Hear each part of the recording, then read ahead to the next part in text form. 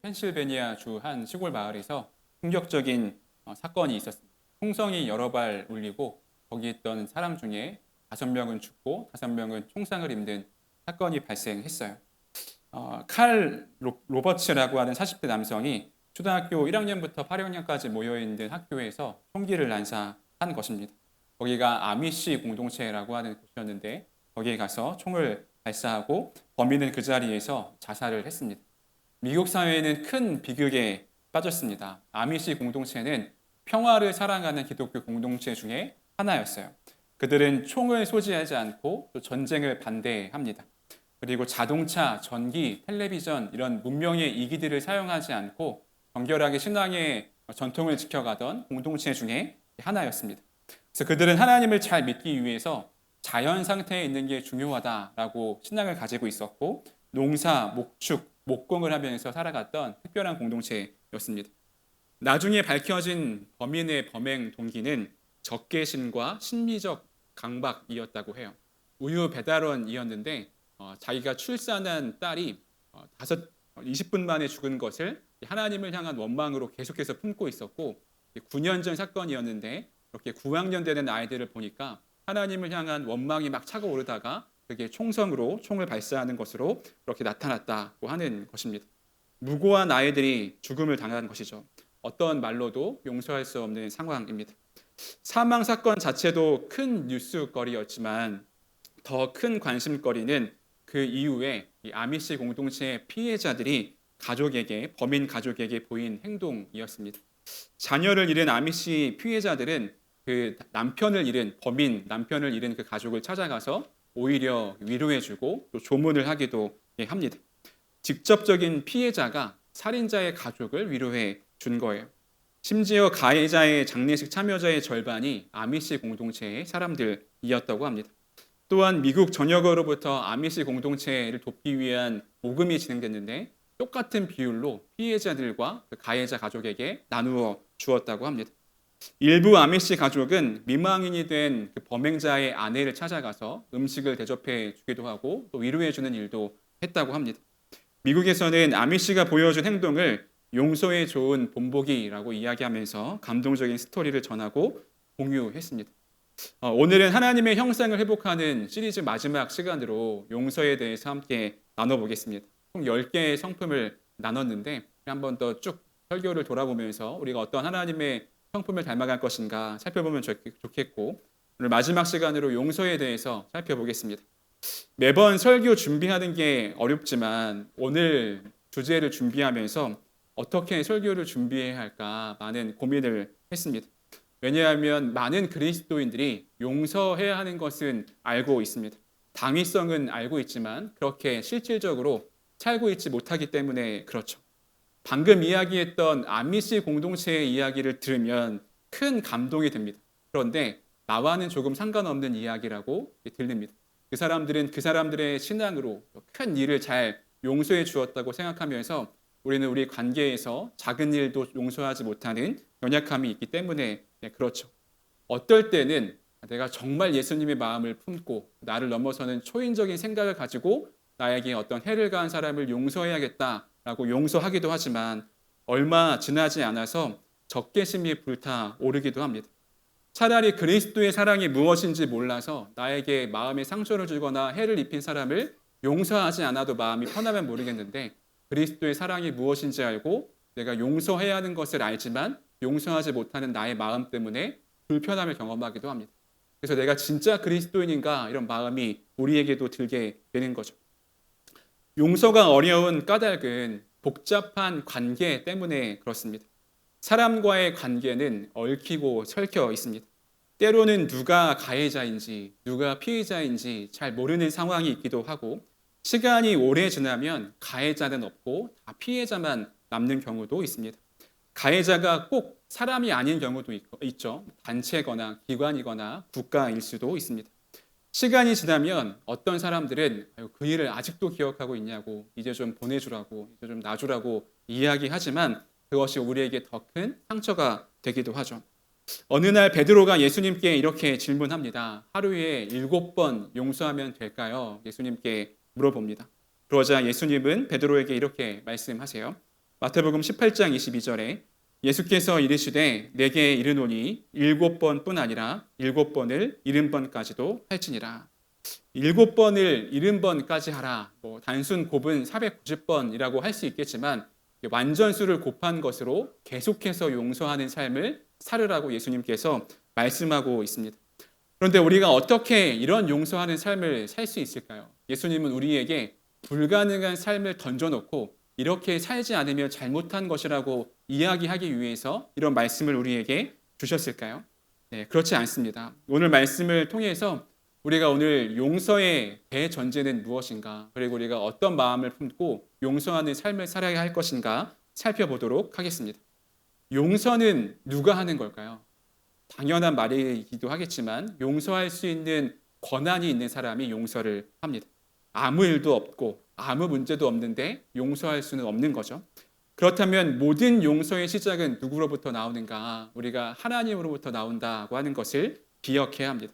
내가 하나님께 창조되었고 또 하나님께 떠나 나 중심적으로 살면서 하나님과의 관계가 다 끊어졌다가 예수 그리스도를 통해 내가 다시 구원을 받게 된다. 구속의 은혜로 다시 관계가 회복하게 된다고 하는 것을 믿는다면 우리는 벌써 하나님으로부터 용서가 시작되었고 그것을 누리고 있다라고 하는 것을 인정해야 합니다. 오히려 우리는 그분의 용서하심 때문에 내가 지금 여기에 서 있을 수 있다고 하는 겸손한 자세와 삶의 태도를 가지고 있어야 돼요. 그렇다면 우리가 용서할 수 있는 근원, 용서할 수 있는 능력이 내 안에 있지 않고 하나님으로부터 나온다는 것을 알게 됩니다. 오늘 함께 읽은 본문을 보면 사도 바울은 용서할 수 있는 비법이 무엇인가에 대해서 이야기하는데 에베소서 4장 30절에 서로 친절하게 하며 불쌍히 여기며 서로 용서하기를 하나님이 그리스도 안에서 너희를 용서하심과 같이 하라. 이렇게 이야기합니다. 바울이 서로 용서할 것을 권면하면서 용서의 힘과 근원이 누구에게 있는지를 이야기하는 거예요. 너희가 너의 있는 힘을 다하여서 너의 마음을 잘 추스려서 용서하는 삶을 살 것이 아니라 그리스도 안에서 너희를 용서하심 같이 서로를 용서하라 라고 말씀하고 있는 것입니다. 이는 명령이나 강요가 아닙니다. 그리스도인에게 주어지는 마땅한 의무입니다. 하나님이 그리스도 안에서 우리를 먼저 용서하셨기 때문에 그렇습니다.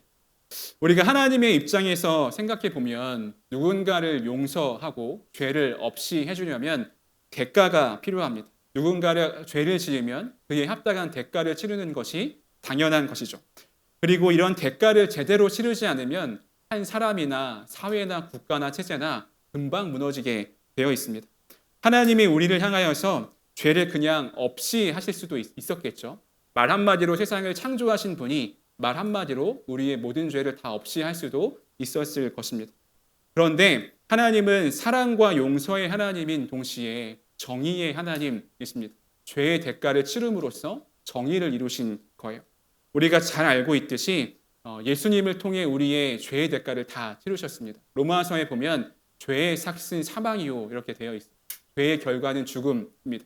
누군가는 죽어야 하는데 예수 그리스도가 우리를 위해 대신 죽으셨습니다. 구속의 은혜, 대속의 은혜라고 합니다. 그리고 대신 저주를 받으시고 십자가에서 하나님과 직접적인 끊어짐까지 경험하시면서 우리의 그 모든 죄를 사해 주시고 우리를 용서받았습니다. 그래서 우리가 그리스도인이 된다라고 하는 것은 그저 낭만적인 이야기가 아닌 것이에요. 예수 그리스도의 처절한 대속의 은혜를 받고 우리가 이 땅에서의 삶을 살아가고 있다고 하는 거죠. 그리고 우리는 우리가 용서받은 것을 인정하고 그것이 정말 나에게 큰 은혜임을 기억할 때 용서할 수 있는 삶을 살게 됩니다. 용서하는 삶의 출발점은 여기서부터 시작해야 합니다. 내가 당한 것, 내가 억울한 것만 계속 묵상하고 생각하면 용서할 수 없습니다. 그러나 내가 어떤 용서를 받았고 어떤 대속의 은혜를 받았는지를 기억하면 용서할 수 있는 삶을 살아갈 수 있게 되는 거죠. 그렇다면 우리에게 생기는 몇 가지 질문이 있습니다. 용서는 무조건적으로 해야 되는 것인가? 이런 질문이 있을 수 있고 또 상대방이 용서할 수 없으면 나에게 용서할 수 있는 마음이 들지 않으면 어떻게 해야 할까? 이런 질문이 듭니다.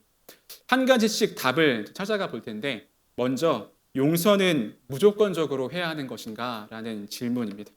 성경을 보면 어떤 경우에는 용서를 무조건적으로 하라고 하는 것처럼 나와 있는 본문도 있고 아니면 조건이 있는 것처럼 이야기하는 부분도 있습니다. 그런데 우리가 할 수 있는 용서의 영역을 살펴보면 우리가 해야 하는 용서는 조건이 있음을 알 수가 있어요. 그러면 용서의 조건은 무엇일까요? 그것은 회개입니다. 회개하는 자를 용서할 수 있습니다.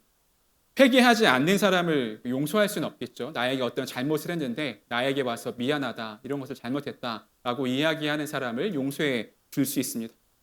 회개하지 않았지만 다 용서할 수 있다. 나는 그만큼 마음이 넓다. 이런 사람이 있어서 그렇게 용서를 했다고 하더라도 곧 얼마 지나지 않아서 그 마음이 싹 사라지기도 합니다. 건강한 용서가 아닌 것이죠. 용서가 쉬운 일이 아니기 때문에 그렇습니다. 상대방이 죄를 뉘우치지 않는데 하는 용서는 우리의 마음을 더 힘들게 합니다.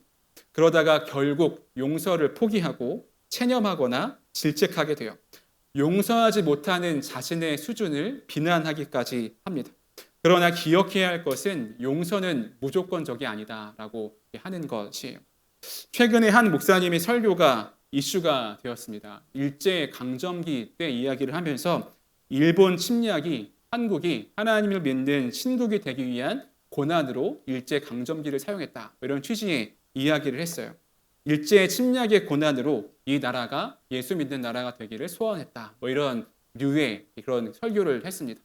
그 교회의 특별한 신학이 무엇인지 전 알고 있기 때문에 어떤 뉘앙스인지는 이해가 가긴 하지만 그렇게 적절한 말씀은 아니었다라는 생각이 들었습니다. 진정한 회개가 없는 곳을 그냥 우리를 그렇게 예수 믿게 하려고 쓰신 것이다라고 하는 것에는 동의할 수 없는 것이죠. 회개하지 않고 용서를 구하지 않는 대상에게 그렇게 이야기할 수는 없습니다. 그런데 우리는 기본적으로 무조건적인 용서를 해야 된다라고 생각할 때가 많이 있습니다. 왜 그럴까요? 그것은 범주에 오류가 있기 때문에 그럴 것입니다. 용서와 사랑의 범주를 헷갈려 하기 때문에 그래요. 사랑의 범주를 용서에 적용한 것입니다. 성경이 말하는 사랑에는 조건이 없습니다. 무조건적인 사랑이 하나님이 자기 아들을 내어주신 사랑이고 우리는 원수까지 사랑해야 하는 사랑입니다. 내가 사랑해야 할 대상에게 어떤 조건이 붙어 있어서 사랑할 수 있고 없고 할 수 없습니다. 다 사랑해야 하는 게 하나님께로부터 받은 사랑의 명령이고 우리가 해야 할 사랑입니다. 그런데 용서의 범주는 조금 다른 것이죠. 용서에는 반드시 회개가 필요합니다. 사랑은 용서보다 훨씬 더 큰 범주에 있는 거예요. 사랑을 동그라미 원으로 만들어 놓고 그 안에 있는 것을 채워 놓으라고 한다면 회개, 긍휼, 은혜, 용서와 같은 것으로 볼 수가 있습니다. 용서는 회개라는 조건으로 주어지는 하나님의 선물입니다. 예수님은 이렇게 말씀하셨습니다. 누가복음 17장 3절 4절 같이 한번 읽어보겠습니다. 시작. 너희는 스스로 조심하라. 만일 내 형제가 죄를 범하거든 경고하고 회개하거든 용서하라. 만일 하루에 7번이라도 내게 죄를 짓고 7번 내게 돌아와 내가 회개하노라 하거든 너는 용서하라 하시더라. 아멘. 예수님이 용서하라고 말씀하시는데 거기에 조건이 있죠.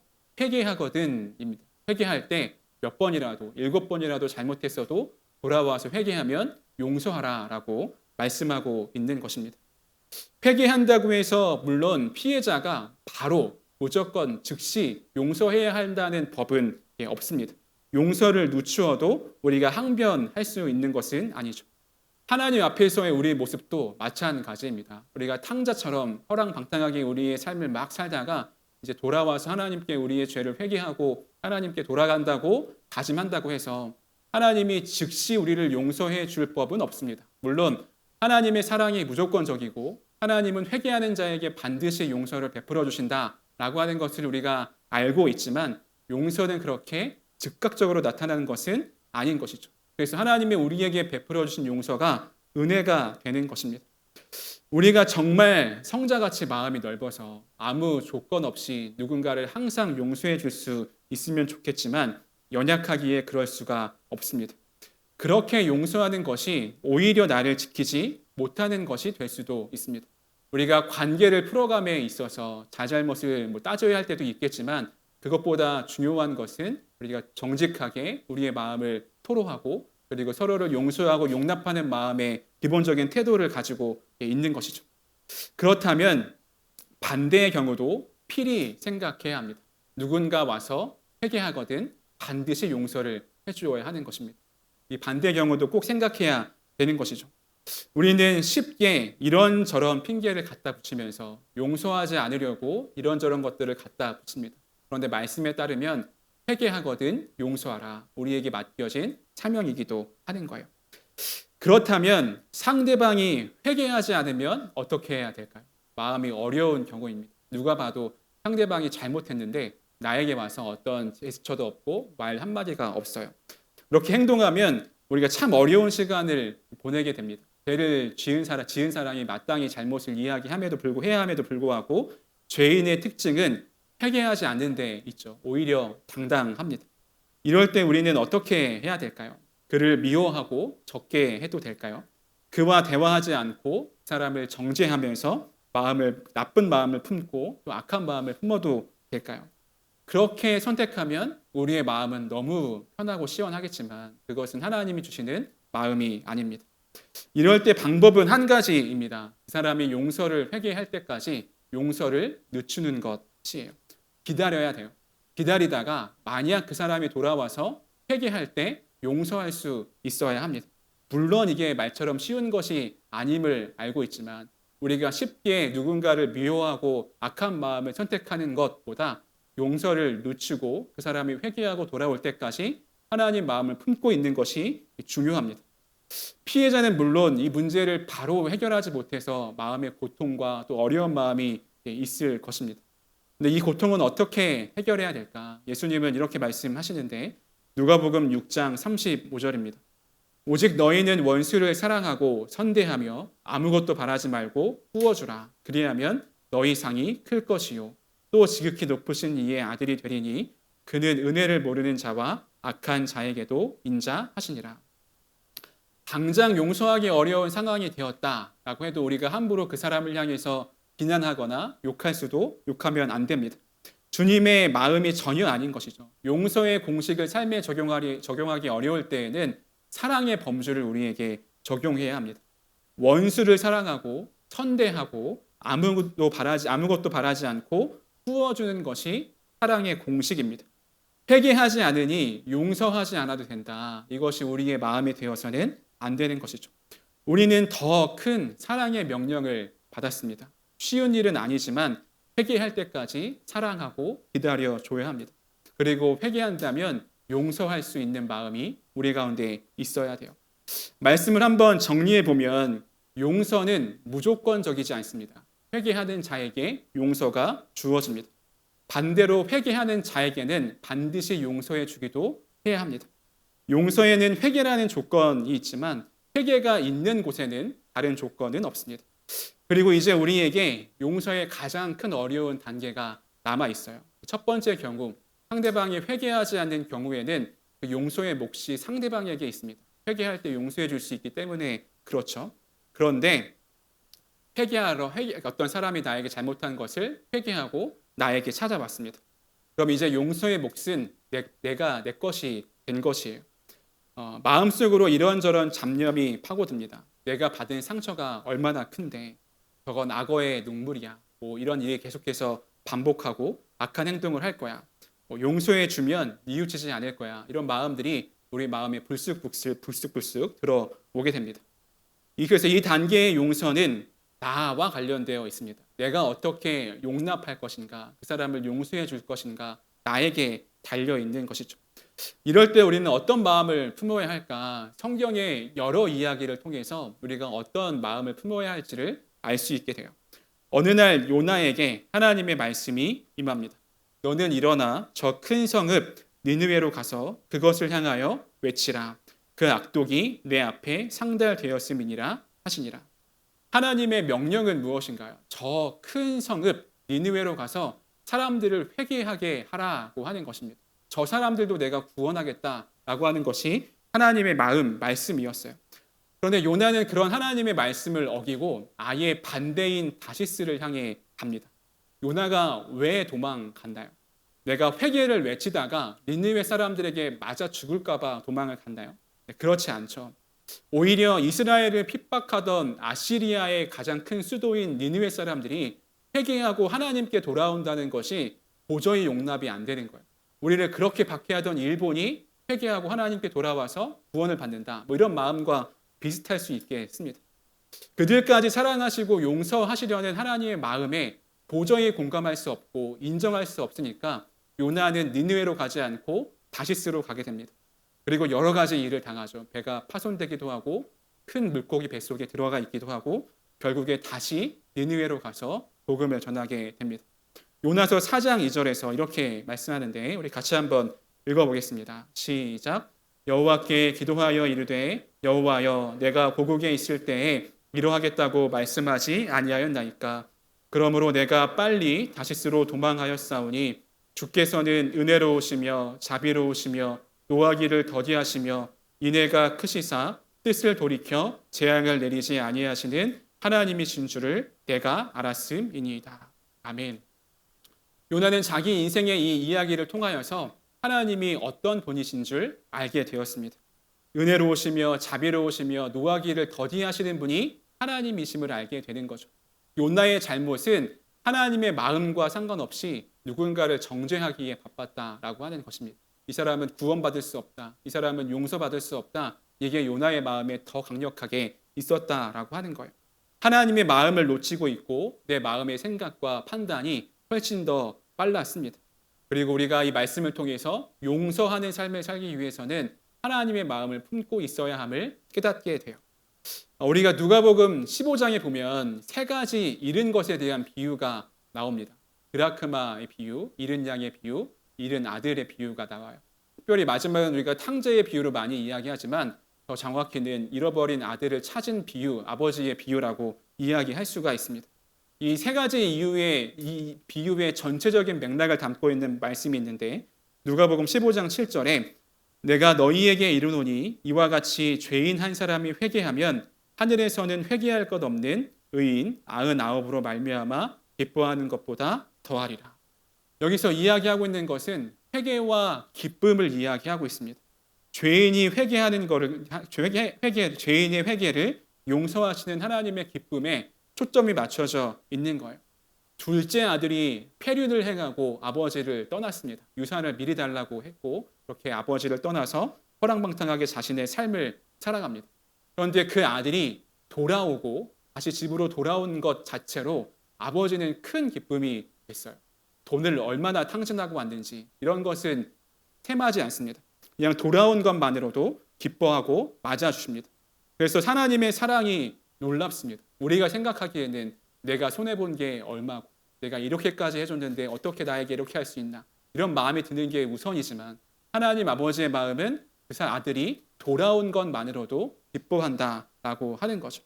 그런데 이러한 아버지의 마음과 상관없이 용서와 환대하는 완전히 거리가 멀었던 사람이 등장합니다.